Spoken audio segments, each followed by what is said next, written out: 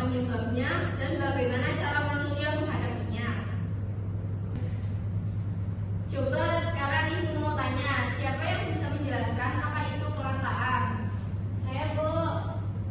Kelangkaan adalah kondisi di mana sumber daya ekonomi yang tersedia terbatas, tidak dapat memenuhi kebutuhan dan keinginan manusia yang sedang terbatas. Benar sekali, Fiona. Siapa yang bisa memberi contoh kelangkaan di lingkungan sekolah? Saya, Bu. Air bersih di kamar mandi. Kamar terdapat sering habis, Bu. Itu penyebabnya karena apa?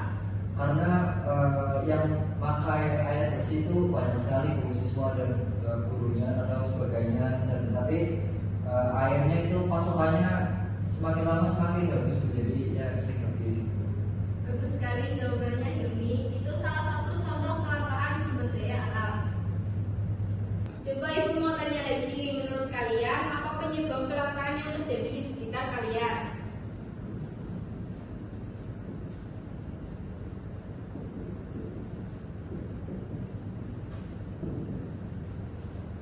Saya, Bu.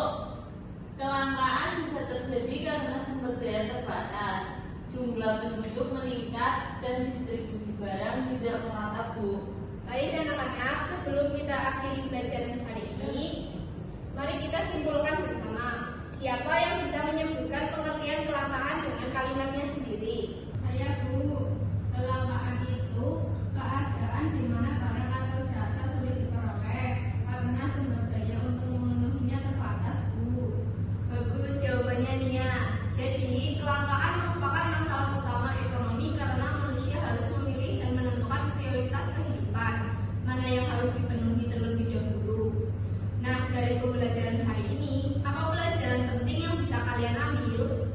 Saya, Ibu, menurut saya kita harus bisa mengatur kebutuhan dan menggunakan sumber daya dengan sebijak-bijaknya sesuai dengan kebutuhan dari kita semua. Tepat sekali, Adik. Sebagai tugas rumah, carilah satu contoh kasus kelangkaan di lingkungan sekitar kalian.